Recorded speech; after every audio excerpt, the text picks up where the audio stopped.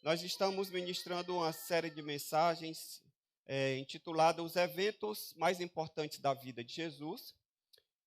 E hoje nós vamos estar falando sobre a entrada triunfal de Jesus em Jerusalém. Lucas 19, 28 em diante diz o seguinte: Depois de dizer isso, Jesus prosseguia a sua viagem para Jerusalém. E aconteceu que ao aproximar-se de Betfagé e de Betânia, junto ao Monte das Oliveiras, Jesus enviou 2 dos seus discípulos, dizendo-lhes: Vão até a aldeia que fica ali adiante, e ao entrar encontrarão preso um jumentinho, o qual ninguém ainda montou. Desprendam o jumentinho e tragam aqui. Se alguém perguntar por que o estão desprendendo, respondam assim: porque o Senhor precisa dele. E indo os que foram mandados, acharam tudo conforme Jesus lhes tinha dito. Quando eles estavam soltando o jumentinho, os donos do animal disseram: Por que estão desprendendo o jumentinho? E eles responderam: Porque o Senhor precisa dele. Então trouxeram o jumentinho até Jesus e, pondo as suas capas sobre o animal, ajudaram Jesus a montar. À medida que Jesus avançava, as pessoas estendiam as suas capas do caminho. E quando Jesus se aproximava da descida do Monte das Oliveiras, toda a multidão dos discípulos começou, com muita alegria, a louvar a Deus em alta voz por todos os milagres que tinham visto. Diziam: Bendito é o Rei que vem em nome do Senhor. Paz do céu e glória nas maiores alturas. Alguns dos fariseus lhe disseram em meio à multidão: Mestre, repreenda os seus discípulos. Mas Jesus respondeu: Eu afirmo a vocês que se eles se calarem, as próprias pedras clamarão.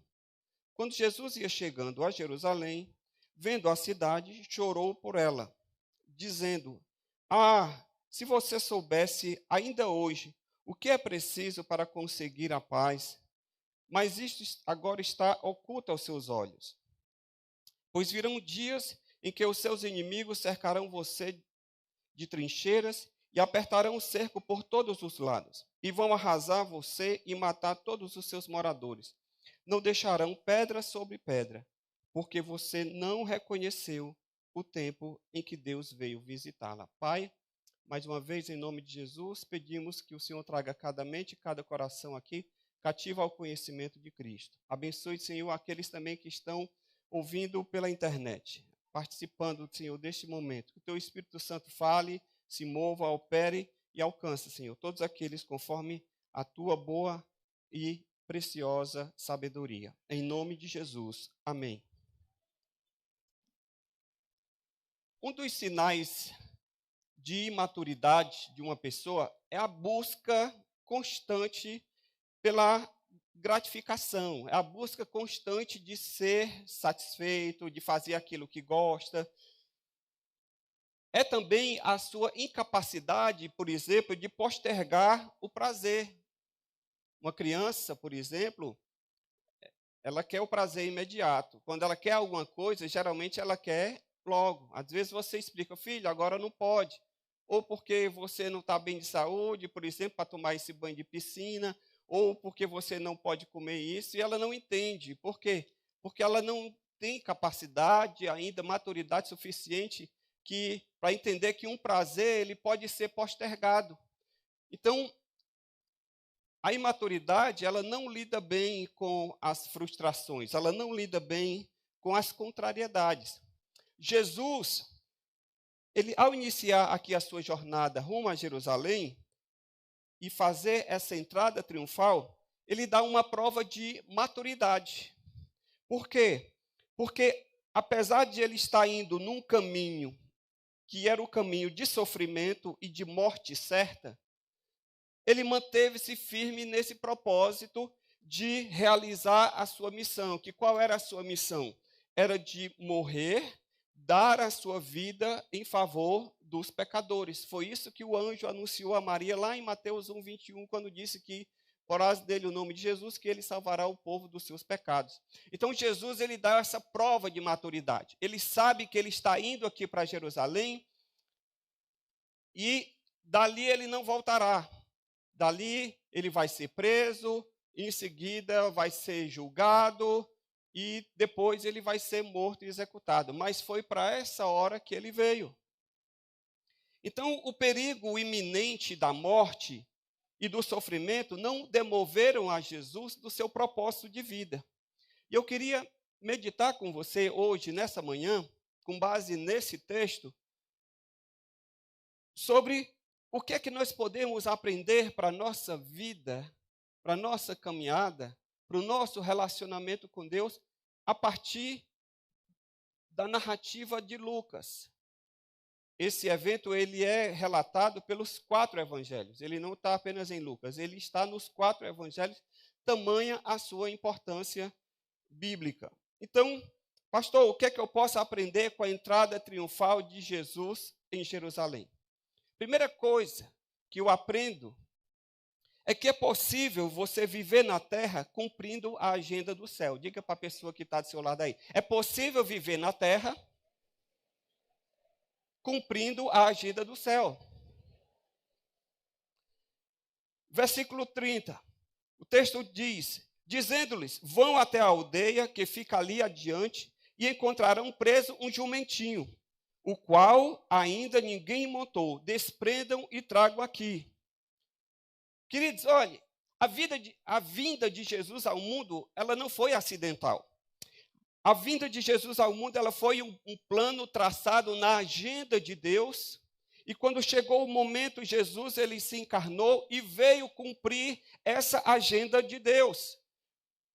Desde Gênesis 3,15, quando Adão caiu, Deus havia prometido que da semente da mulher ele suscitaria aquele que haveria de derrotar Satanás. Então, naquele momento, Deus agendou ali para trazer a redenção à terra. Então, quando Jesus ele vem exatamente cumprindo essa agenda do céu, cumprindo a agenda de Deus. O próprio Jesus, quando ele estava com os seus discípulos, por várias vezes ele já havia pré-anunciado que ele iria a Jerusalém, e ali em Jerusalém ele haveria de morrer. E agora é chegado esse momento, e ele se dirige.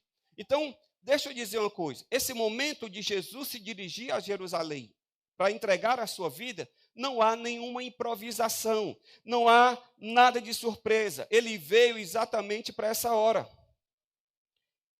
E por que essa passagem aqui do jumentinho? Por que Jesus tem que entrar em Jerusalém por meio de um jumentinho? Porque ele precisava cumprir a profecia de Zacarias no capítulo 9, no versículo 9, quando o profeta Zacarias diz o seguinte: alegre-se muito, ó filha de Sião, exulte, ó filha de Jerusalém, eis que o seu rei vem até você, justo e salvador, humilde, montado em jumento, num jumentinho, cria de jumenta. Então, o que é que Jesus está fazendo ali? Jesus está cumprindo na terra uma agenda que foi estabelecida no céu. Jesus não titubeou. Jesus ele foi resoluto. Jesus ele sabia para onde ele estava indo e o que aconteceria com ele, mas em momento algum ele pensou 2 vezes. Tanto que Lucas, lá no capítulo 9, no versículo 51, acompanhe comigo. E aconteceu que, ao se completarem os dias em que seria elevado ao céu, ou seja, tendo na agenda de Deus completado o tempo de Jesus aqui na terra, Jesus manifestou no semblante a firme resolução de ir para Jerusalém. Entenda comigo, Jesus está aqui cumprindo uma agenda de Deus. Ele está vivendo na terra cumprindo a agenda de Deus. Jesus, quando ele foi para Jerusalém, Jesus ele não nutria nenhuma ilusão. Jesus ele não nutria nenhum pensamento assim de uma morte heróica ou então uma morte rápida, sem sofrimento. Ao contrário, quando ele fala lá em Lucas, no capítulo 18, versículo 31, ele diz o seguinte para os seus discípulos: chamando os 12 para um lado, Jesus lhe disse: eis que subimos para Jerusalém, onde se cumprirá tudo o que está escrito por meio dos profetas a respeito do Filho do Homem. Ele será entregue aos gentios, que vão zombar dele, insultá-lo, cuspir nele. Depois de açoitá-lo, eles o matarão, mas ao terceiro dia ressuscitará. Você está entendendo o que está se passando aqui? Jesus está sabendo tudo o que lhe aguarda, o que os açoites, os insultos e a morte certa. Mas ele vai. Sabe por quê? Porque ele está sendo movido na terra por uma agenda que foi estabelecida no céu. John Piper, um pastor batista americano e também comentarista, ele diz o seguinte: lembre-se, quando pensar nessa resolução de Jesus de morrer, que ele tinha uma natureza como a nossa. Ou seja, Jesus ele também passava pelas mesmas coisas que eu e você passamos. Ele se encolheu de dor, como nós faríamos.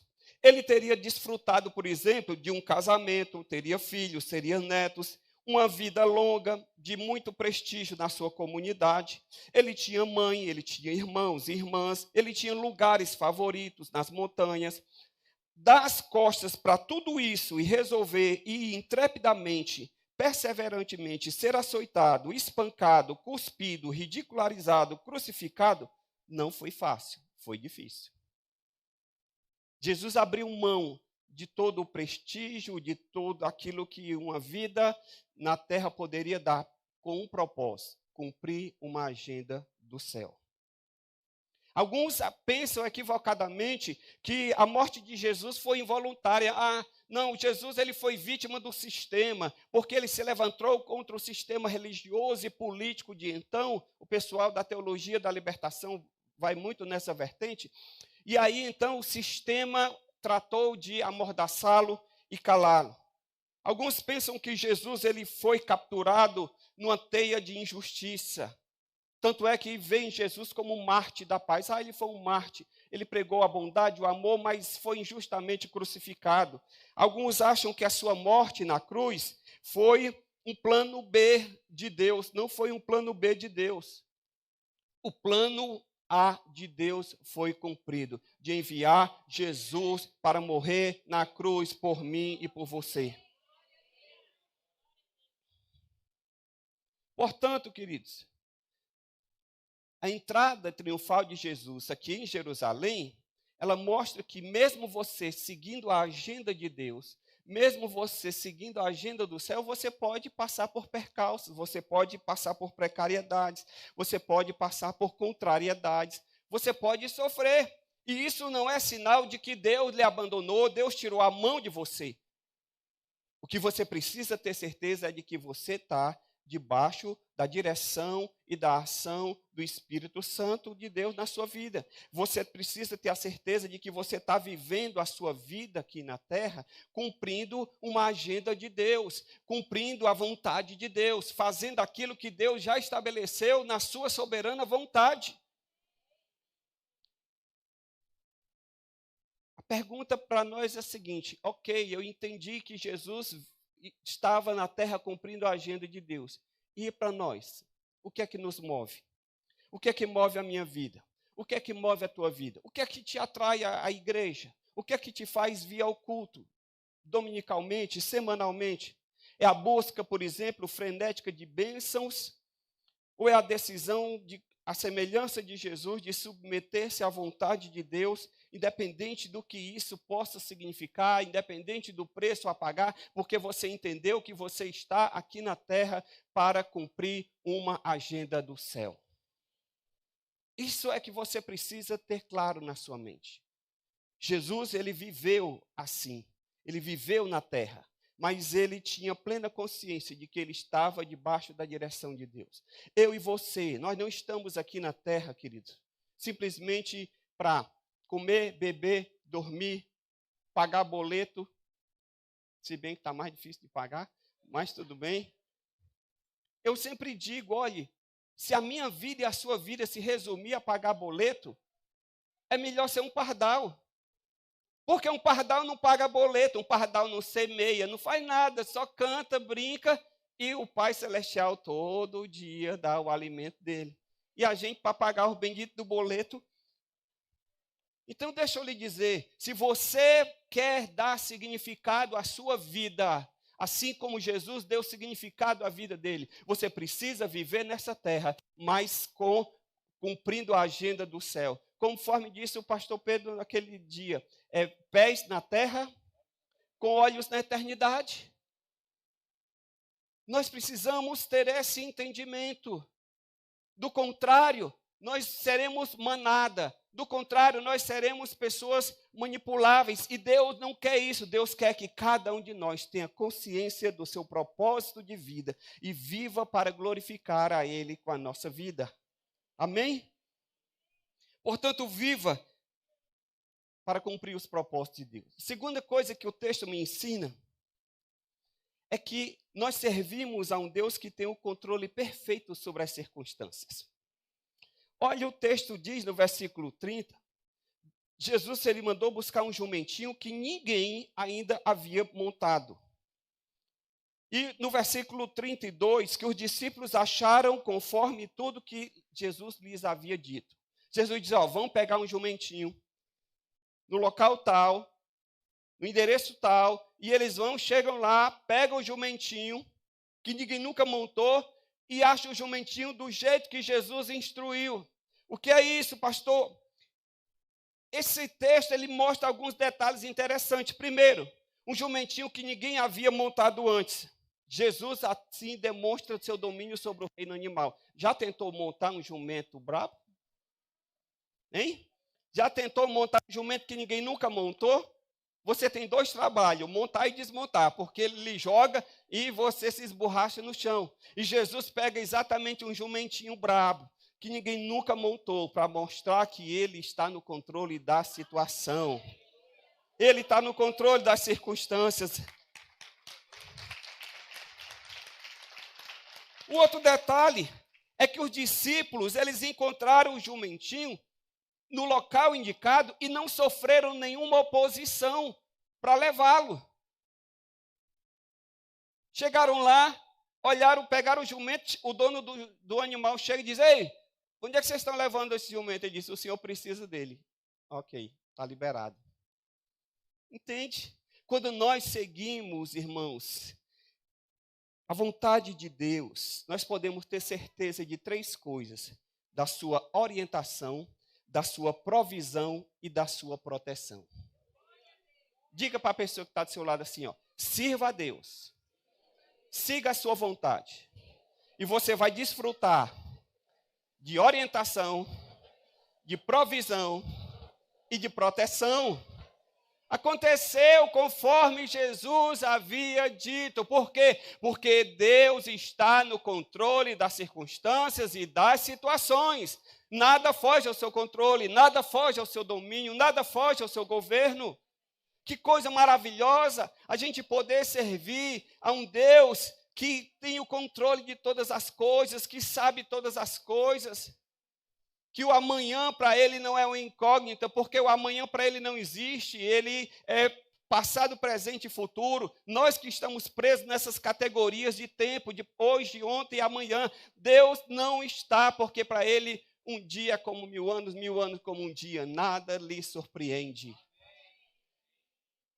Eu e você podemos ser surpreendidos, porque estamos presos no tempo e no espaço, mas Deus não é surpreendido, e é a esse Deus que você serve, amém? Outra coisa que me chama a atenção sobre o controle de Deus aqui é que Jesus ele foi entregue à morte somente no tempo determinado por Deus. Quando você lê os evangelhos, por diversas ocasiões, os opositores de Jesus ficaram com raiva e tentaram matá-lo. E não conseguiram, sabe por quê? Porque ainda não havia chegado a sua hora. Lá em João 8,59, por exemplo, uma dessas ocasiões, diz que eles pegaram pedras para atirar nele, mas Jesus se ocultou. Como é que alguém se oculta? De repente, assim, e sai no meio da multidão, e o cara está com pedra na mão e diz, cadê, onde é que ele está? Sabe por quê? Porque não havia chegado a sua hora. Mas a entrada de Jesus para Jerusalém era por ocasião da Páscoa. E na Páscoa, Jerusalém dobrava Dizem que ela até triplicava a quantidade de pessoas, porque era a maior festa do povo judeu. Então, todo mundo corria para Jerusalém para celebrar a Páscoa em Jerusalém. E os opositores de Jesus, eles disseram, nós vamos matá-lo, mas nós não vamos matar durante a festa. Por quê? Para que o povo não se revolte contra nós. E sabe o que é que Deus faz?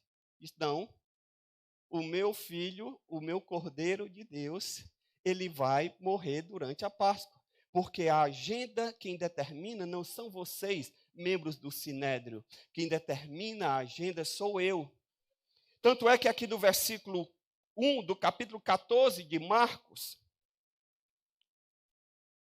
olha o que é que o texto diz. 2 dias depois, seria celebrada a Páscoa e a festa dos pães sem fermento. Os principais sacerdotes e escribas procuravam uma forma de prender Jesus à traição, para matá-lo. Pois diziam, não durante a festa, para que não haja tumulto entre o povo. Mas Deus é que determina. E ele disse, ele vai morrer durante a festa, porque ele é o Cordeiro de Deus. E na festa, o que é que havia na festa da Páscoa? As famílias se reuniam para celebrar a libertação do povo do Egito e rumo à terra prometida. E ali assavam o Cordeiro. E Jesus é o Cordeiro de Deus. Então Deus estabeleceu que Jesus iria morrer exatamente durante a Páscoa. Mesmo que aqueles que estavam tentando matá-lo, não quisessem matá-lo durante a Páscoa. Por quê? Porque Jesus estava cumprindo a agenda de Deus e Deus estava como controle da situação que estava acontecendo. Você entende o que é que está acontecendo aqui? Que nada está fugindo ao controle de Deus. Primeiro, quando chega o momento, Deus diz, vá para Jerusalém. E quando Jesus vai para Jerusalém, os seus opositores dizem, não vamos matá-lo agora. E Deus diz, ele vai morrer agora, porque ele vai morrer durante a Páscoa. Ele é o Cordeiro que eu estou enviando para liberar o pecado do mundo. Eu e você só podemos participar da ceia aqui, sabe por quê? Porque Jesus morreu durante a Páscoa, para dar a sua vida, para que eu e você agora, por causa do seu sangue vertido ali na cruz, possamos ter vida e vida em abundância. Deus, o soberano do universo, ele tem o controle do tempo e, como diz o pastor Júnior, das estações. O seu calendário não está sujeito ao nosso. O calendário de Deus não está sujeito ao nosso. E isso é maravilhoso, sabe por quê? Porque Deus sabe o tempo de agir. Às vezes nós olhamos para as coisas, para as circunstâncias, e a gente acha que aquele é o momento ideal. E quando na verdade não é. Por quê? Porque todas as coisas ainda não se coordenaram para acontecer aquilo que Deus quer que aconteça. Então você precisa entender, ao invés de você ficar num cabo de guerra com Deus, Senhor, por que não? Por que não está acontecendo? Eu quero é agora. Jesus tem que ser agora. Meu querido, deixa eu lhe dizer, você está vivendo no tempo Cronos, no tempo do relógio. Deus está vivendo no tempo Kairos, no tempo ideal. Então, submeta o seu tempo Cronos ao tempo Kairos de Deus. E você vai ver que no tempo certo, no plano de Deus, na vontade de Deus, as coisas vão acontecer de acordo com o seu propósito.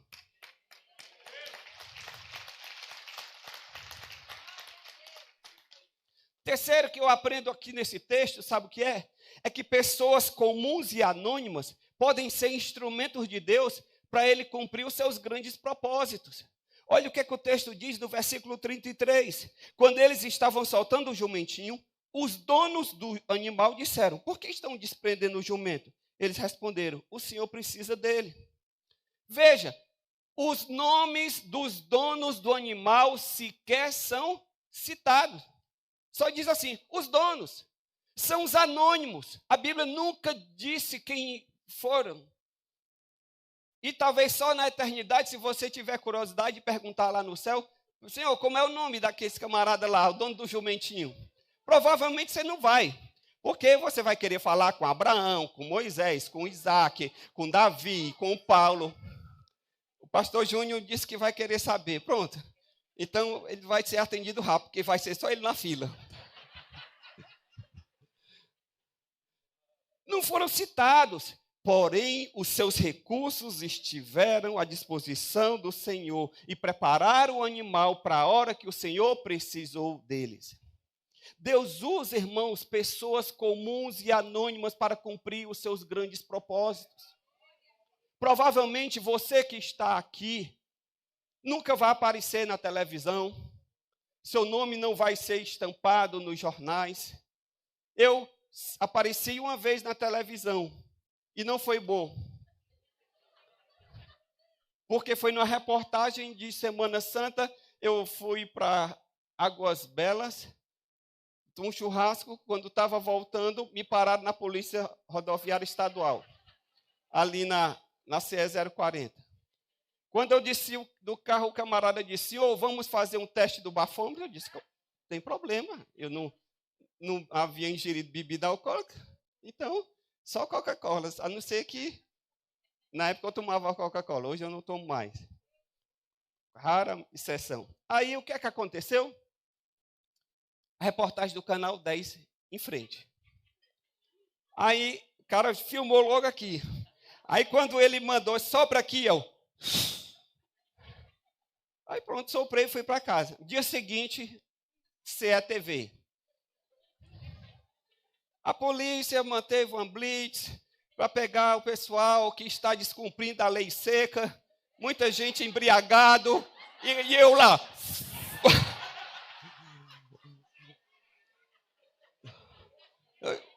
Pastor, pegue na lei seca, no bafômetro. Já pensou? Então, talvez você nunca vá aparecer na TV. E se for para aparecer assim, é melhor continuar no anonimato. Mas deixa eu lhe dizer, Deus usa pessoas anônimas como eu e você. É plano de Deus, é vontade de Deus usar a cada um de nós. Por exemplo, na Bíblia nós temos vários exemplos de pessoas comuns e anônimas que foram usadas por Deus. Quer um exemplo? A menina que sugeriu, por exemplo, que Naamã procurasse o profeta para ser curado de lepra. Só diz que era uma menina, não diz mais nada sobre ela. E ela foi instrumento de Deus. Quer um exemplo? O menino que, apelidado domingo passado de Juninho, que doou o lanche para alimentar a multidão dos pães e dos peixes. A Bíblia diz que era só um menino. Não diz o nome do menino. Mas aquele menino foi instrumento de Deus para cumprir um propósito específico naquele momento. Quer um outro exemplo? A mulher samaritana do poço de Jacó. A Bíblia não diz o nome e o CPF dela. Só diz que era a mulher samaritana. Mas ela foi e evangelizou toda a cidade e ganhou aquela cidade para Jesus. Quer um outro exemplo? O sobrinho do apóstolo Paulo, que salvou a vida de Paulo ao revelar um plano que estava traçado para matar o apóstolo Paulo. E assim nós poderíamos discorrer sobre diversos exemplos de pessoas comuns e anônimas, irmãos. Deixa eu lhe dizer uma coisa. Não é importante que os nomes sejam reconhecidos, mas que o Senhor seja glorificado. Amém?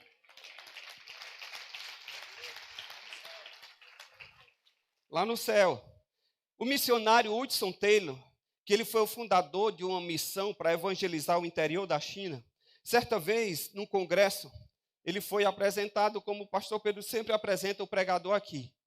E quando alguém foi apresentar Hudson Taylor, disse assim, nós vamos receber o nosso ilustríssimo convidado.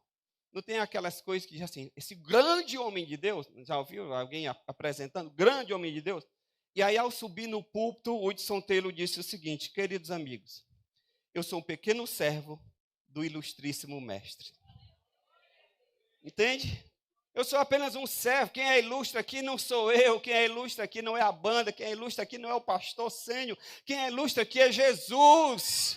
Ele é, nós somos anônimos, nós somos servos, e toda a glória tem que ser dada a Ele, e cabe a nós a alegria de podermos ser instrumentos de Deus nessa geração, de podermos ter a nossa vida útil para o engrandecimento do seu reino. Deixa eu lhe dizer, você que está aí, você às vezes fica pensando, eu sou apenas um membro, eu venho, participo do culto, eu nunca vou lá no púlpito ministrar oferta, eu nunca vou estar lá cantando.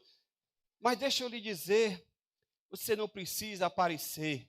Deus está vendo quando você serve ali no estacionamento, quando você serve ali nas crianças. Quem aqui viu e sabe todos os nomes de todos os voluntários que estiveram no Projeto Samuel? A gente vê pela filmagem alguns, mas e quantos outros estiveram aqui servindo, dando as suas vidas? Sabe por quê? O importante não é o reconhecimento deles, o importante é que eles estejam sabendo que no céu o Senhor está vendo. Deus usa pessoas comuns e anônimos, querido. A pergunta para você é o seguinte: mesmo no seu anonimato, você tem colocado a sua vida a serviço do Senhor? Ou você tem se escondido atrás da desculpa de que você não é capaz? Moisés, ele dizia, Senhor, manda outro no meu lugar, porque Moisés era gago. Ficou se escondendo. Senhor, eu não sou bom de palavras. Deus disse, eu vou usar você assim, meu filho. Você precisa entender que o mérito não está em você, o mérito está em Deus. Irmão, se nós vamos num culto, e se após aquele culto, aquela palestra, aquele serviço religioso, as pessoas saírem dali louvando os participantes, ao invés de louvarem a Deus, nós estamos falhando. Porque o holofote não precisa estar em cima de mim. O holofote precisa estar em Cristo. Ele diz, quando o Filho do Homem for exaltado, ele atrairia multidões assim. Entende? Então, deixa eu lhe dizer.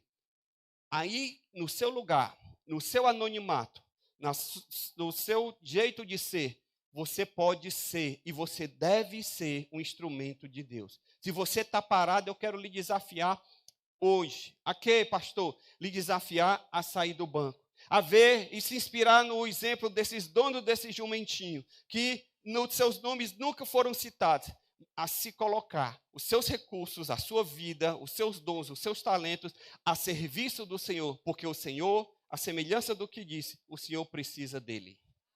O Senhor quer usar a sua vida. Deus quer usar o teu coração, o teu instrumental, para que o nome dele seja glorificado na terra. Amém? Então, pare de se esconder. Pare de dar desculpas. Um dia eu vou pregar sobre Moisés, mas eu vou dar o meu próprio testemunho aqui. Irmãos, a minha voz, você há de convir, que não é uma voz de veludo. Não é uma voz bonita. Olhe, é misericórdia. Quem acha bonita é misericórdia. Você quer saber? Por vários tempos eu não gravava minhas falas.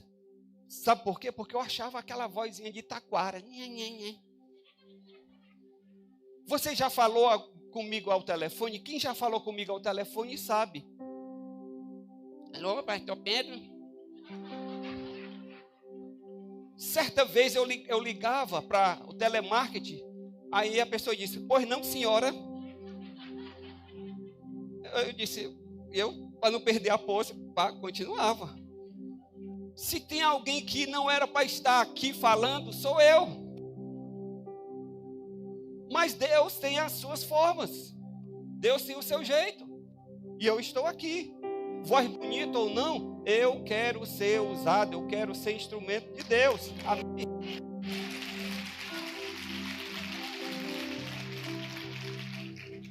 Quarta coisa que eu aprendo aqui, quando eu escuto esse cântico, esse tocar, eu me tremo. Quarto, eu aprendo que o secundário não deve ofuscar o principal. Pastor, o que é que o senhor está querendo dizer isso? Versículo 36. À medida que Jesus avançava, as pessoas estendiam suas capas no caminho. E quando Jesus se aproximava do Monte das Oliveiras, toda a multidão dos discípulos começou com muita alegria a louvar a Deus em voz alta por todos os milagres que tinham visto. O povo aclamou Jesus, dando a ele um reconhecimento equivocado. Reconheceram Jesus como um operador de milagres, reconheceram Jesus como um Messias político que iria livrá-los do jugo de Roma. Até mesmo os sacerdotes e escribas, os conhecedores das Escrituras, que deveriam reconhecer nele o Messias, levantaram oposição. A Bíblia diz lá em Mateus 21:15, que eles ficavam irados com Jesus. Em Mateus 21, 23, diz que eles questionaram Jesus e diz: com que autoridade você faz essas coisas? Então Jesus, apesar de o povo estar ali aclamando, estendendo os ramos, o tapete vermelho para Jesus passar, Jesus não se deixou iludir por esse suposto sucesso, por essa suposta aclamação. Sabe por quê? Porque Jesus sabia que aquele mesmo povo que estava ali dizendo Hosana, Hosana, Hosana, logo em seguida estaria dizendo: crucifica-o, crucifica-o, crucifica-o. Então Jesus, ele não deixou que o secundário ofuscasse o principal. Pastor, o que era o secundário? O secundário era esse louvor, o secundário era esse prestígio, o secundário era essa aclamação do povo. E o que era o principal para Jesus? Era dar a sua vida em resgate da minha vida e da sua. Então Jesus não se deixou confundir pelo brilho, pelo suposto sucesso, porque Jesus, ele estava resolutamente decidido a dar a sua vida. Querido, deixa eu lhe dizer uma coisa. Você está buscando o principal ou o secundário na sua vida? O que é que você está buscando nesse mundo? O que é que faz os teus olhos brilharem e o seu coração bater mais acelerado? É a conquista de vidas para o Senhor ou as suas conquistas e realizações pessoais? Não deixe que o secundário ofusque o principal. Você está aqui como filho, como soldado, como servo. E o principal na nossa vida é glorificar a Deus. A Bíblia diz que Deus nos criou para o louvor da sua glória. Eu não fui criado para ter sucesso. Eu fui criado para ser obediente. O sucesso espiritual, ele vem como uma consequência da minha obediência. Quinto, o que eu aprendo nesse texto? É que nós podemos ser religiosos e não conhecermos a Deus. No versículo 38, o povo dizia: bendito que vem em nome do Senhor. Jesus não se deixou impressionar porque ele sabia que esses louvores eram superficiais. Ele sabia que essa multidão que estava agora gritando Hosana, Hosana significa, sabe o quê? Salve, ou então salva-nos agora, salva-nos, nós te suplicamos. Esse é o sentido. Só que essa salvação que eles estavam pedindo ali era a libertação do jugo de Roma. Eles queriam que Jesus implantasse, tanto é que os discípulos ficavam brigando entre si, quem vai sentar à direita, quem vai sentar à esquerda, porque eles achavam que Jesus, com a sua popularidade, ele iria destronar Roma. As pessoas estavam participando de uma festa religiosa que era a Páscoa, mas que falava do Cordeiro de Deus, mas elas não conheciam o Cordeiro de Deus. Você pode ser religioso, você pode estar na igreja, você pode participar de uma comunidade e não conhecer a Deus. As pessoas estavam aqui cegas. William Hendricks, ele fala o seguinte: Jesus mostra à multidão o gênero de Messias que ele é, a saber, não o Messias terreno dos sonhos de Israel, aquele que promove a guerra contra o opressor terreno, mas aquele que veio para promover uma paz duradoura, a reconciliação entre Deus e os homens, e o homem e os seus semelhantes. Consequentemente, Jesus entra em Jerusalém cavalgando num jumentinho, um animal associado não com os rigores da guerra, mas com as atividades de paz. Por quê? Porque ele é o príncipe da paz. Porém, o povo em geral, com a sua mente entulhada de ideias terrenas acerca do que haveria de vir, não entendia e nem apreciava isso. Você pode estar num ambiente religioso, participar de uma atividade religiosa e não conhecer a Deus. Pergunto para você: você conhece a Deus ou você é apenas um religioso? Você se relaciona com Deus ou apenas segue uma tradição familiar de uma herança religiosa que recebeu dos seus antepassados? A entrada de Jesus nos mostra isso. Que as pessoas quantas pessoas estão em procissões, estão participando de festas e totalmente ignorantes em relação a Deus e a sua palavra. Deus não quer números simplesmente por números. Deus não quer um monte de gente, porque a Bíblia diz que o povo que conhece o seu Deus será forte e poderoso e fará proezas. Deus quer fazer proezas através de mim e de você, mas você precisa conhecê-lo. Religião, o mundo está cheio. Religião não mudou o mundo. O que muda o mundo é um relacionamento com Deus. E Jesus veio ali para Jerusalém para fazer isso. E por último, eu aprendo com esse texto que é perigoso a gente não compreender o tempo e as oportunidades que Deus nos dá. No versículo 41 diz: quando iam chegando a Jerusalém, vendo a cidade, Jesus chorou por ela. Essa palavra chorar aqui, a palavra grega eklausen, usada aqui, é mais do que simplesmente chorar. Ela diz que Jesus verteu lágrimas, ele foi tomado de um forte lamento, um choro de soluços e de gemidos. Aí você diz: pastor, por que Jesus chorou quando viu? Não é uma contradição? Ele está sendo aclamado, ele está sendo ovacionado, em vez dele se alegrar e se sentir o cara, eu sou isso aí mesmo, ele está chorando. Isso é uma contradição. Por que Jesus chorou? Irmãos, porque quando Jesus olhava para os lados, ele encontrava motivo para chorar. Quando Jesus olhou para trás, ele viu que a nação havia desperdiçado as oportunidades de Deus, da visitação de Deus, inclusive por seu intermédio. Quando Jesus olhou ao redor, ele viu que as atividades do templo, o templo que era a casa de Deus, havia se transformado num covil de ladrões e salteadores, que o sistema de sacrifícios havia sido desvirtuado, e aí o povo estava simplesmente comprando animais e sacrificando e enriquecendo os sacerdotes. Quando Jesus olhou para frente, ele viu o terrível julgamento que viria sobre Jerusalém, que aconteceu no ano 70 depois de Cristo, quando Jerusalém foi invadida, os seus muros foram simplesmente derrubados, o povo foi morto. E hoje o que nós temos lá no Muro das Lamentações é o que sobrou daquela Jerusalém. Sabe por quê? Porque Jesus disse que eles não souberam reconhecer o tempo e as oportunidades de Deus. No versículo 43, Jesus diz: virão dias em que os seus inimigos lhe cercarão, apertarão o cerco, não deixarão pedra sobre pedra, porque você não reconheceu o tempo em que Deus veio visitá-la.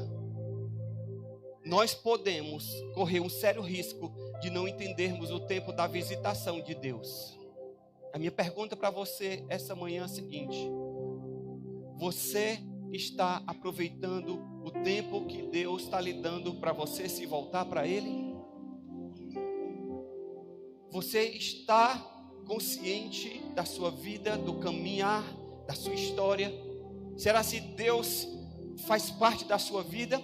Ou se você está tão atordoado, tão no torpor espiritual, tão confundido pelas coisas desse mundo, que você não consegue reconhecer o tempo e as oportunidades que Deus te dá de se voltar para Ele? Jerusalém foi destruída 40 anos depois desse evento aqui, no ano 70, porque não soube reconhecer Jesus Cristo.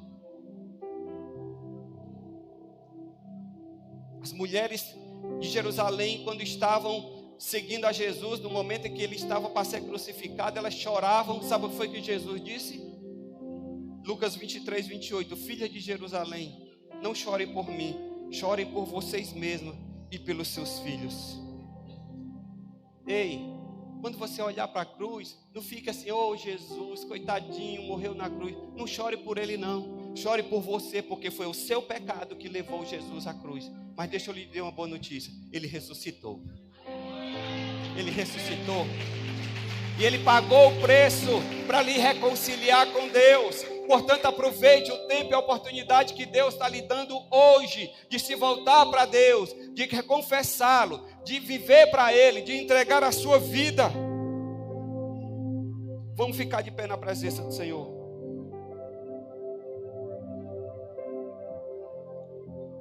Os escribas e fariseus, quando viram o povo ali aclamando a Jesus, e disse: olha, manda esse povo se calar. Sabe o que foi que Jesus disse? Versículo 39, 40. Eu afirmo a vocês que se eles se calarem, as próprias pedras clamarão. Deixa eu dizer uma coisa. Diante de Jesus nós não podemos ficar neutros. Sabia? Quando você escuta uma mensagem, uma palavra pregada, a palavra de Deus, quando ela é pregada, independente do culto, se é domingo, se é terça, independente do pregador, a palavra de Deus, ela é confrontadora. E ela não aceita neutralidade. Ela não aceita que você fique em cima do muro se posicionar. Porque a própria decisão de ficar em cima do muro já é uma decisão. Você e eu, nós estamos condenados a decidir. Nós não podemos não decidir. Por quê? Porque quando você decide não decidir, já é uma decisão. Então a decisão ela faz parte. E a palavra de Deus ela não aceita neutralidade. Jesus, o evangelho, ele não aceita neutralidade. Ou você se posiciona a favor ou contra. Por isso que ele diz, quem não é por mim, é contra mim. Quem comigo não ajunta, espalha. Agora deixa eu lhe dizer o que é mais perigoso. Nós estamos falando que é perigoso você não reconhecer o tempo e as oportunidades de Deus. O que é que Jesus fala sobre ele? Jesus, ele é a pedra angular. É a pedra principal. E ele diz em Lucas 20, 17. Mas Jesus, com o olhar fixo neles, disse: que quer dizer então o que está escrito? A pedra que os construtores rejeitaram, essa veio a ser a pedra angular. Todo o que cair sobre essa pedra ficará em pedaços, e aquele sobre quem ela cair ficará reduzido a pó. Diante de Jesus nós temos duas escolhas. Ou nós caímos sobre essa pedra e ficamos em pedaços, nós nos quebramos, nós nos quebrantamos, nós entregamos a nossa vida a Deus para que Ele possa reconstruir a nossa vida. Ou então essa pedra vai cair sobre nós e vai nos reduzir a pó. Aí é que é perigoso. Então Deus está nos dando oportunidade para nós nos voltarmos para Ele, reconhecermos Jesus na nossa vida. Aleluia.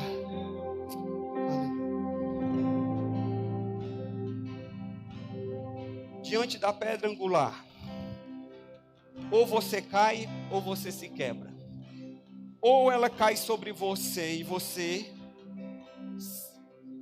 se despedaça, você cai sobre ela e se despedaça, ou ela cai sobre você e você é destruído. Que nessa manhã nós possamos reconhecer o tempo de Deus para hoje e cair sobre ela, para que Ele possa nos quebrar e fazer um vaso novo nas mãos do oleiro. Amém?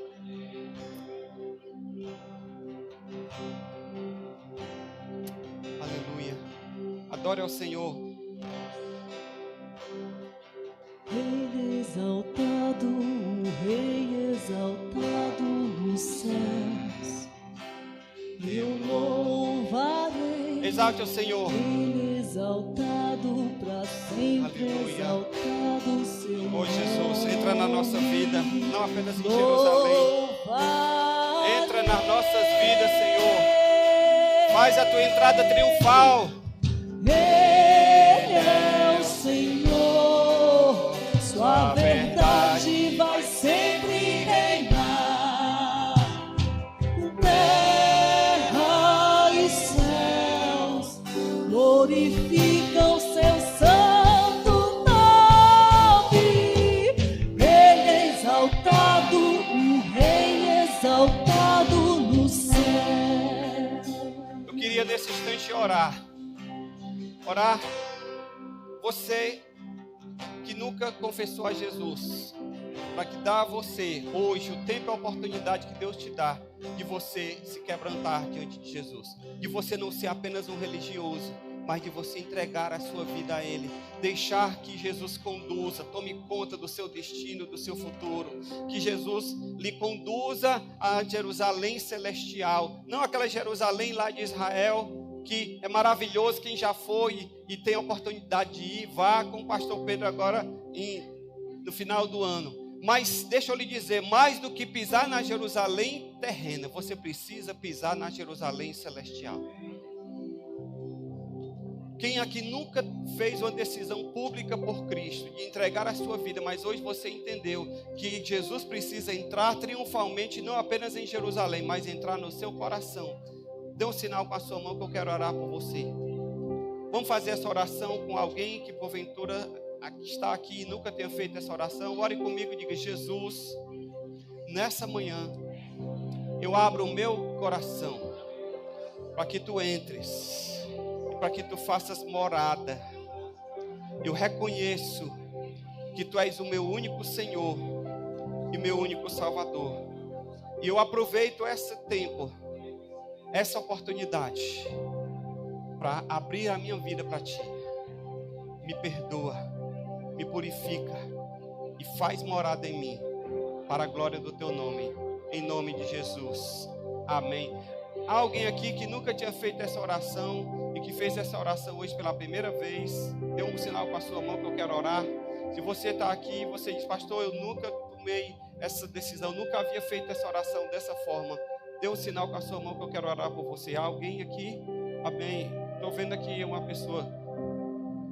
Sai do seu lugar. Você que fez essa oração, vem aqui que eu quero orar por você.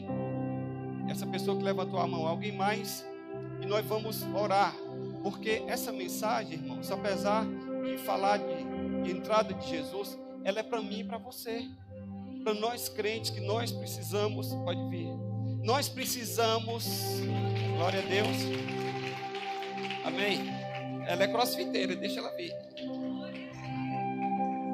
Glória a Deus. É para mim e para você.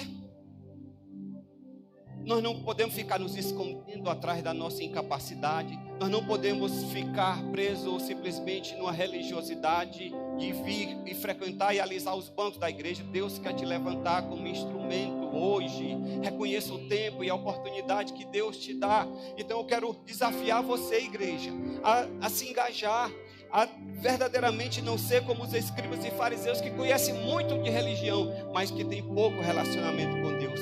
Eu quero que você seja desafiado nessa manhã pelo Senhor a se envolver, a se entregar, a se dar para Ele, porque assim como aqueles homens foram instrumentos de Deus, você também precisa ser instrumento de Deus nessa manhã.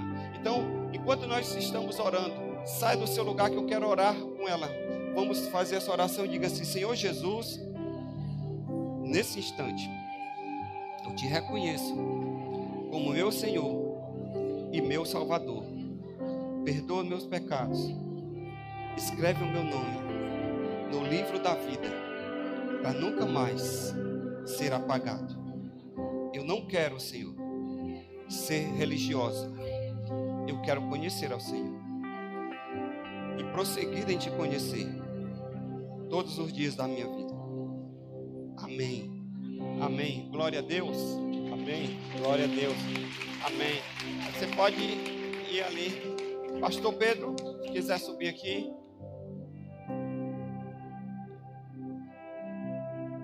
Para a gente fazer essa oração final, eu vou passar aqui a palavra para o pastor, fazer as considerações finais e desafiar você. Jesus não quer que você seja um jumentinho dele, mas Jesus, ele quer fazer de você um instrumento útil nas mãos dele.